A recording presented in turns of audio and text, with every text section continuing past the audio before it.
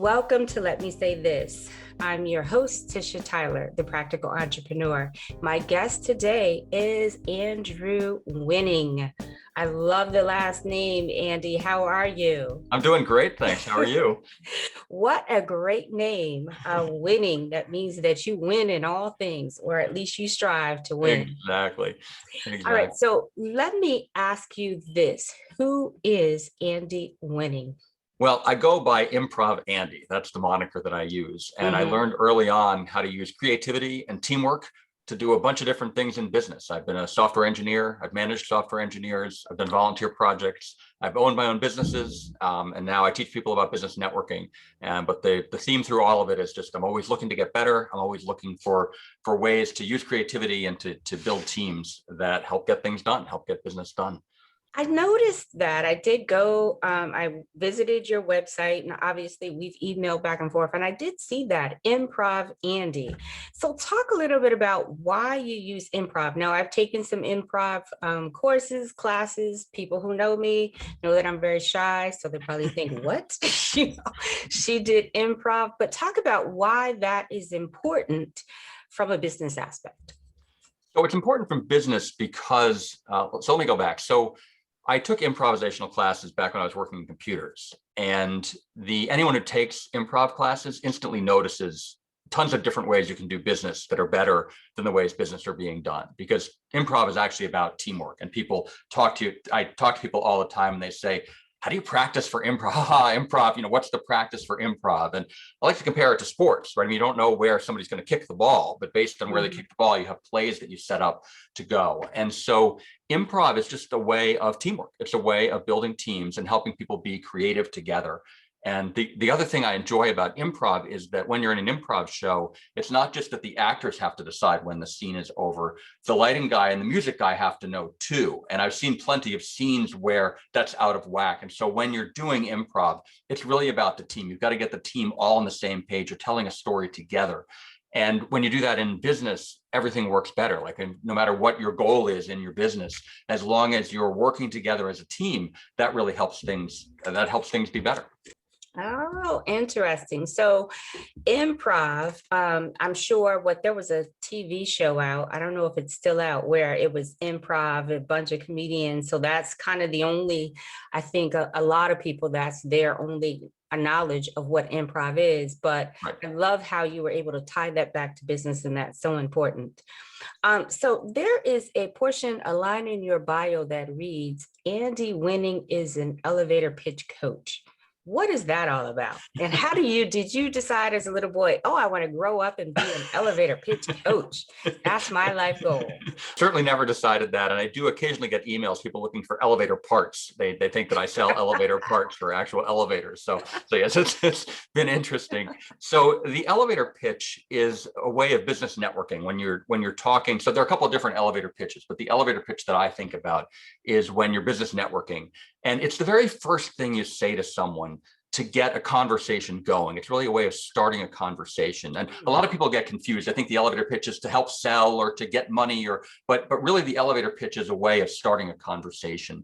And a lot of the people that I work with, they have such a depth of expertise with what they do that once you sit them in front of someone who's interested in real estate or accounting, or if they're interested in what that person has to talk about, they're fine talking about their expertise. The trick is, how do they find people to get in front of that are interested? And that's where the elevator pitch comes in. When you're clear about what you do and kind of who a good referral is for you, then people can more easily send you people that you're ready to talk to. And so I really help people with that. People ask me all the time, are you a sales coach?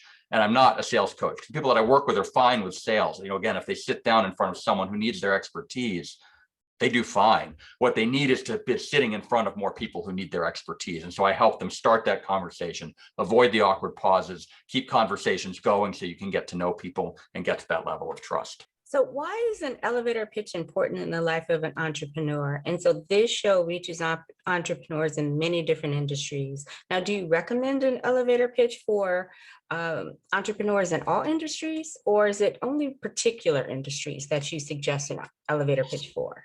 So I think an elevator pitch is important for everyone, certainly for entrepreneurs. I mean, most people know it from Shark Tank, right? You go on and you have to give a pitch to get people to invest in Hmm. your business. I actually don't work so much on that kind of elevator pitch because for most entrepreneurs, the trick is finding customers, finding employees. You know, that there are a whole bunch of things they're trying to do in their business, and so the more you can be clear about what you're looking for, the easier it is for people to give it to you.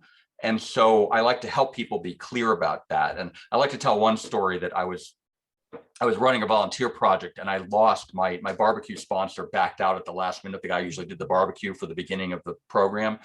And so I was at my team meeting and I said to everyone, I said, hey, I said, we need a barbecue sponsor.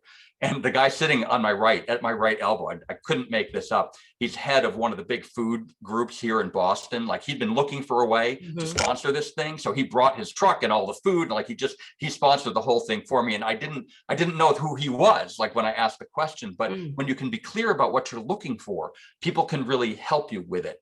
And so for an entrepreneur, I think it's critically important that you be clear. And that's the thing, an elevator pitch might bring you clients, but it might bring you investors. It might bring you employees. It might bring you new opportunities. It might bring you a partner, right? There are all sorts of things you can be asking for and all sorts of ways of talking about things that when you think about it as this is a way I'm communicating with people about what I need, it's really helpful when you grow your business and when you're growing any kind of business. Mm. All right. So again, I am the practical entrepreneur. I Yep. would like to say that I gave myself that name, but I didn't. Many clients are like, your approach to business is so practical, and my specialty is breaking down those complex, um, high level thinking, graduate school business concepts into bite-sized actionable nuggets for entrepreneurs.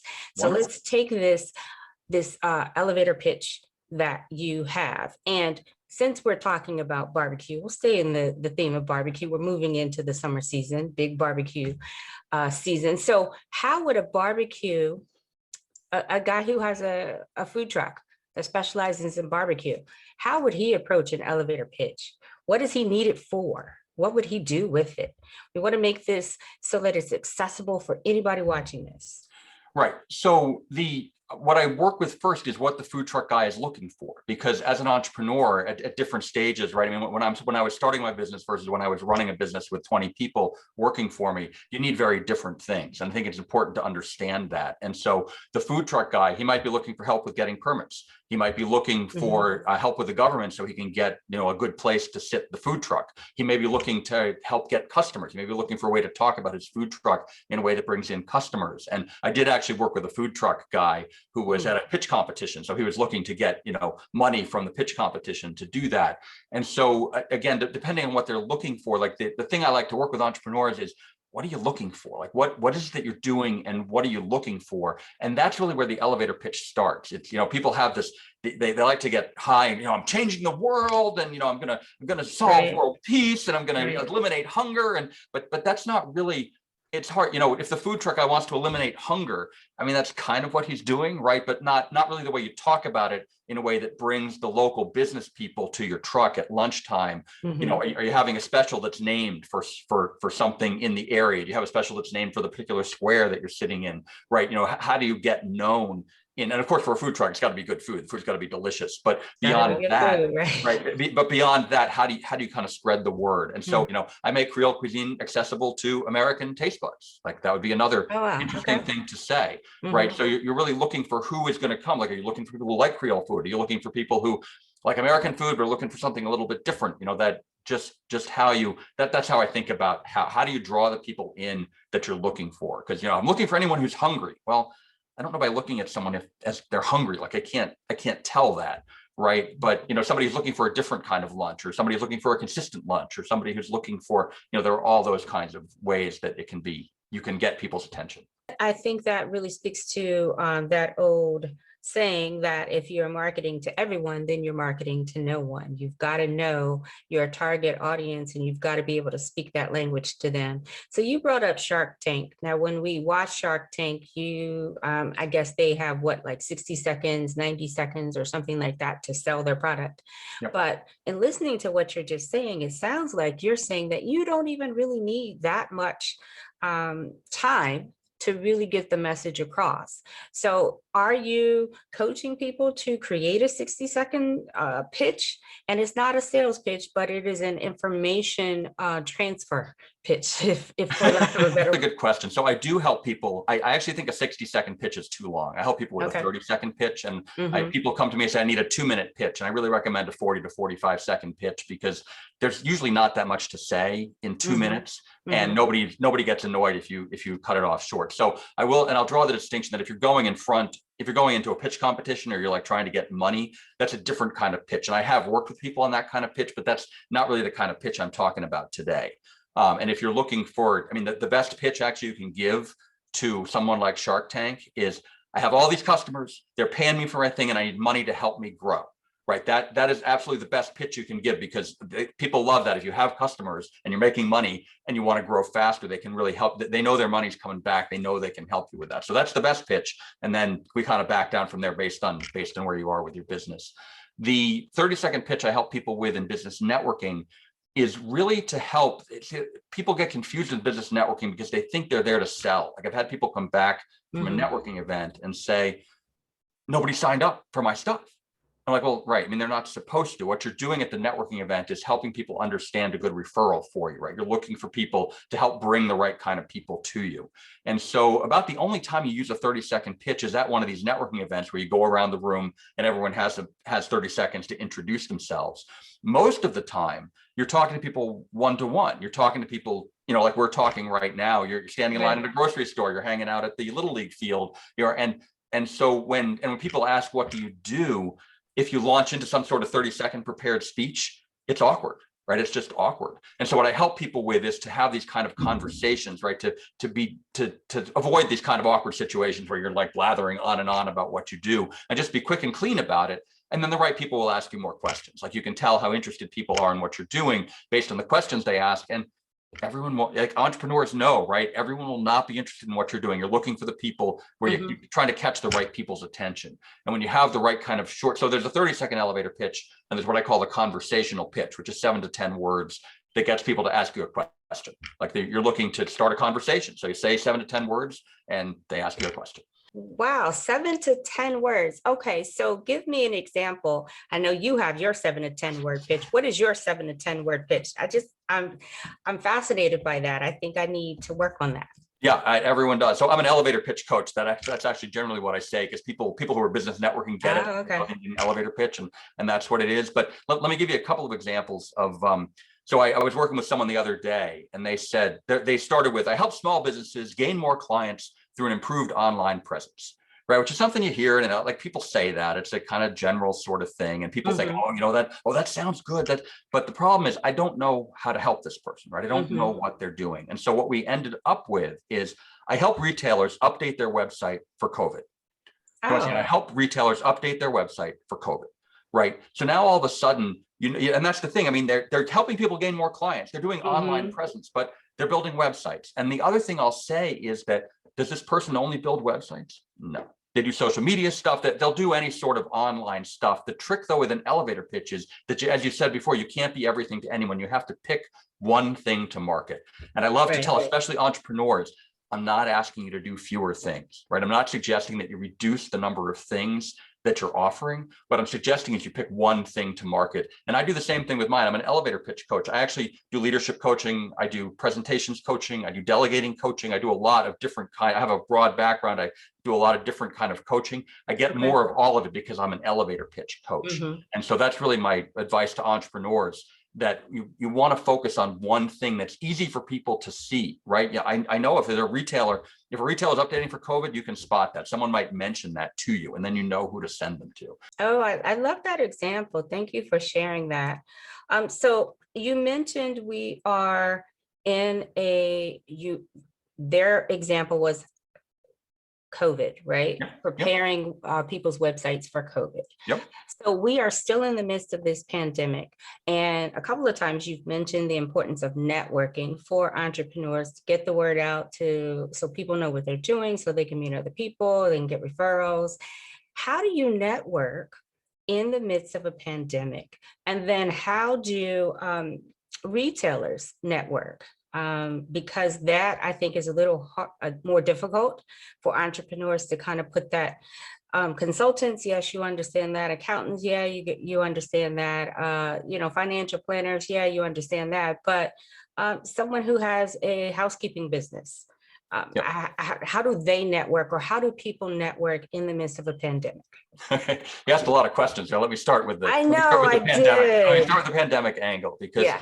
I've been teaching online since about 2011. Like that was when I Hmm. started doing webinars. And I remember my first webinar, I had someone log in from Colorado, and Hmm. I got it they were never flying to Boston to hear my talk, and I was never flying to Boston to talk to them. Right, there just wasn't. But they were willing to log in from Colorado to Hmm. listen to what I had to say. And so I've been doing webinars and online workshops for a while.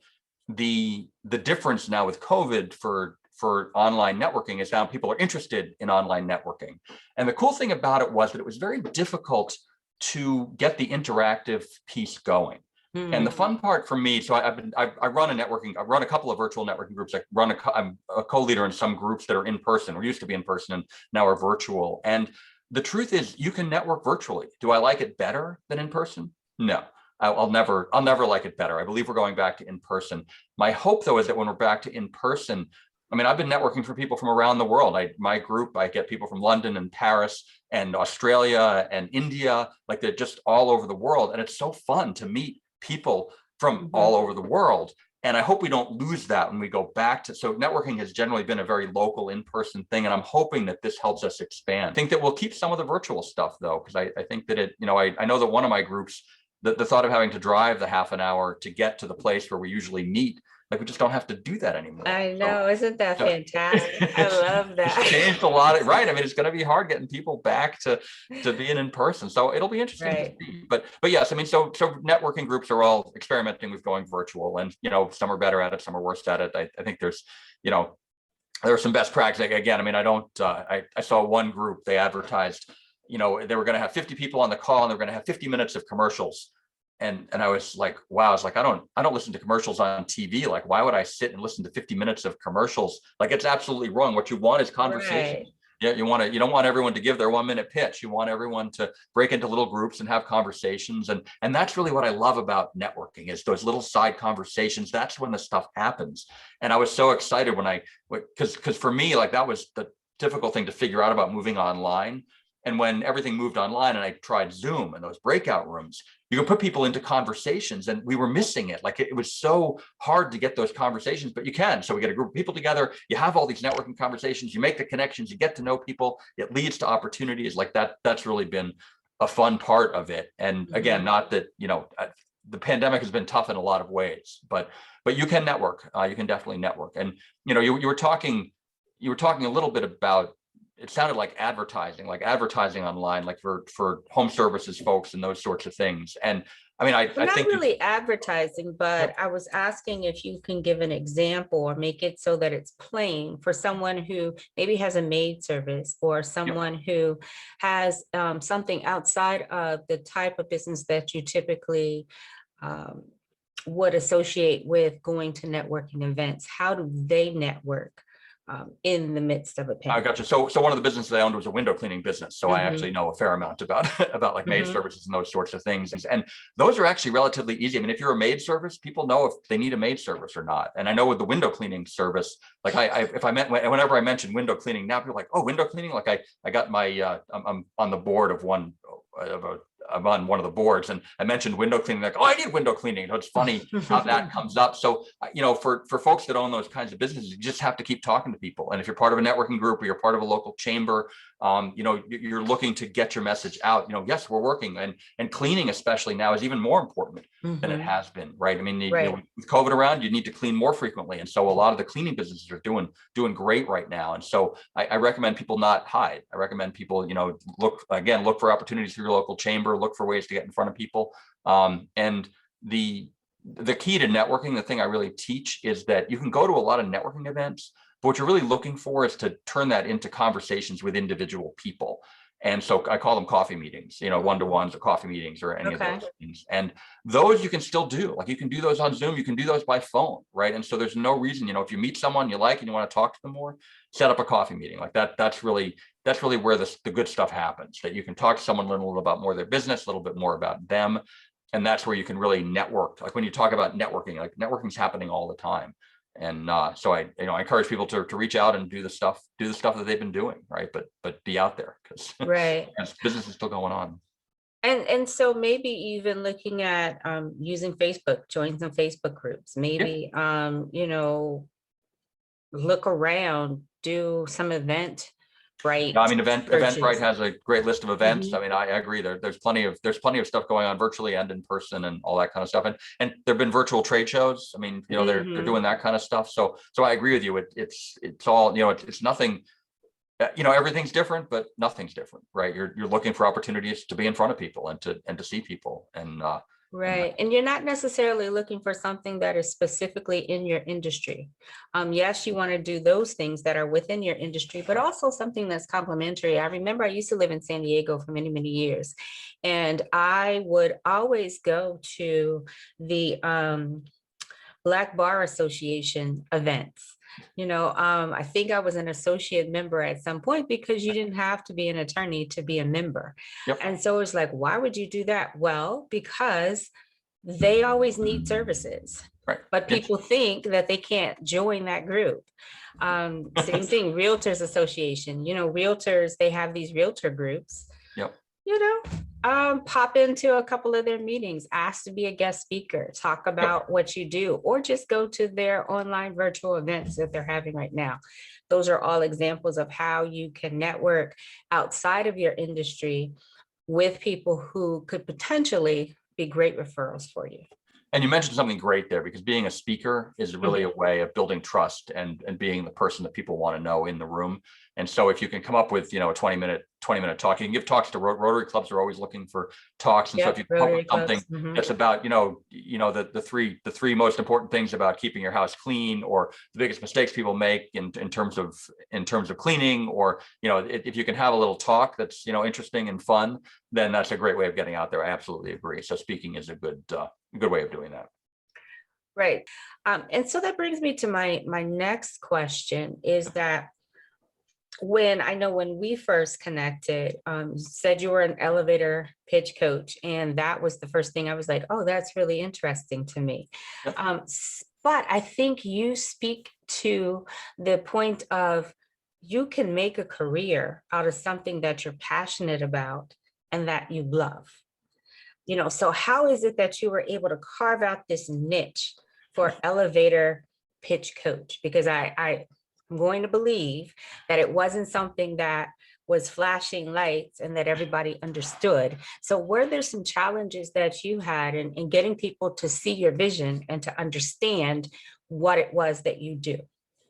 I love this question, so thank you for asking it. So I'm a computer scientist by training. I program computers. I manage software teams. I got laid off, I think it was 2 recessions ago now, and there were no computer jobs. And so I had to find something else to do. And I'd always wanted to start my business. I always wanted to start Improv Andy. I said I trained in improvisational acting. Like I knew that was what I wanted to do, but I didn't have any business experience. And so I ended up finding a franchise. I became a fish window cleaning franchise. I was a franchise there for about 18 years. So I built a business, had people cleaning for me, had a team of about 20 people. I grew the business pretty well. And the main part of that business was cold calling. And the interesting thing for me about cold calling is that I liked it fine once I was doing it, like going down the street and going into businesses and, giving out estimates was fine. But getting my first foot out the door every morning was such a challenge. It was so hard to motivate myself to do that. And in the midst of that, I walked into the Cambridge Chamber of Commerce one day to sell them window cleaning, and they ended up selling me on a chamber membership. And that was where it started for me with networking, like because I went online and looked at all this stuff, and none of it made sense. Like I would go to networking meetings, but I wasn't getting any work, and nothing was happening. And so over the course of working at the Cambridge Chamber of Commerce, I started to learn how networking works. I applied my engineering mind to come up with a system for networking that makes sense. And so that's where it came from. And because the elevator pitch coach came from one of my clients. You mentioned earlier that you didn't name yourself, and I didn't name myself either. I was working, I my first kind of big coaching job was I was helping this real estate agent do a video of herself, to promote her business. And there were two things about it that was interesting. The first was that she was the bubbliest, friendliest person you'd ever meet, but you put a camera in front of her and she started talking like this. It's like, where'd you go? Like, what happened to you? So I was helping her. I helped her with her presentation on camera, and I also helped her with her message because that was something that was needed too. And then someone else that we knew had me come in, and so I helped him. And I said to him at the end, I said, "Do you mind me asking?" And this is a great question. Any entrepreneur out there, this is a great question to ask people if you're looking for how to promote your business. You say to a new customer, "Do you mind me asking, how did you decide the top 3 reasons you decided to work with me?" So once again, do you mind me asking the top 3 reasons you decided to work with me? Mm-hmm. And you get such interesting, and this lawyer said, "Well, you were an elevator pitch coach and I needed help with my elevator pitch." And the funny thing was, I had never called myself an elevator pitch coach. That had never occurred to me. But from that moment on, I have been the elevator pitch coach. And so yeah, I mean, it's been quite the journey. And no, I certainly, as a little 10-year-old boy, I was dreaming about, baseball career, being a fireman. Like, I definitely wasn't hoping to be an elevator pitch coach. That wasn't part of my plan. However, for me, working with people to get those conversations started and seeing people get better in their business, like working in and on their business, is really the part that I love now, is teaching people how to do better. And it took me 8 or 9 years to learn this, and you can really learn it in 3 to 6 months. Like, networking is not, it's not as hard as people think it is. And so I work with a lot of clients, helping them with the groups they're already part of, or the stuff they're already doing. When you clean up your elevator pitch and follow up with the right people, it can really speed up the results. And so I've made all the mistakes. I like working with people to help them not make those mistakes and be successful in their business. So in this last segment, you mentioned mistakes. So tell us about one of the biggest mistakes that either you have made or that you have seen made in someone delivering an elevator pitch. Great. So I get people all the time. People get nervous when I'm in the room. It's like, "Oh, the elevator pitch coach is here, like he's judging me." And I always tell them, "Hey, look," I said, "I ask you, how's your elevator pitch working? Like, how are the conversations that you're starting? Are you getting the right kinds of conversations? And if you are, that's great. You should keep using it. If you'd like to be meeting different sorts of people or having different sorts of conversations, that's where I help. There's millions of different words you can use and ways you can string them together to get you to that point." And so that being said, so I haven't really, there were 2 actual big elevator pitch mistakes that I've heard. And I'll do the kind of less bad one first, and then the really worst one after that. So the second worst elevator pitch I ever heard was a guy who's an insurance guy. Mm-hmm. And he was working either for Aflac or Geico. He was either the duck or the gecko. And I honestly don't remember which, because he talked about one and then spent the rest of the time talking about his competitor, talking about the other one. Oh. And it wasn't in a bad way or anything. He just, instead of talking about his business, he was talking about someone else's business. So my first tip about the elevator pitch is talk about your business. You don't want to talk about anyone else, right? There's no reason to confuse people. The worst elevator, the worst elevator pitch mistake, I like to remind people, the elevator pitch is not true confessions. I had a guy who owned a cleaning business, and he stood up in the networking meeting and he said, "Well, I'm starting my cleaning business." He said, "And I assume that by the time I have my first client, I'll have my insurance in place." Ah. Said, wow. Like, because that's the thing, people will assume that you have the competence. Right. Unless you give them reason to doubt it, right? And so yes, I mean, if you're cleaning, I assume you've got all that stuff in place. Just go ahead and take care of that. And again, you don't need to mention how long you've been in business. Like, that's not, people don't need to know that, right? That's not interesting. But yeah, so the biggest mistake, never ever make it a true confession sort of thing. Don't give people any reason to doubt you, because again, when you're a networking group, people will automatically give you the benefit of the doubt, and you want to make sure you're not saying something that's going to cause them to question your ability to deliver right. Right. I love that, though. Don't give people a reason to say no. Yeah. Or to walk away. Just go in there, tell them what you got to tell them, and let the chips fall where they may. Well, you don't have to be Pollyannish about it, but and I joke too that I don't like when I say I don't like to talk about death in the elevator pitch, because you're looking to be upbeat, right? If you're trying to start conversations, it's not good. And any estate planners always look at me and they're like, but that's what I do. I say, you're helping people make sure their families are cared for after they're gone. I said, you don't need to mention death. And so that's a good example, right? That you're looking to say words, you're looking to keep it upbeat. You're looking for people to want to talk to you.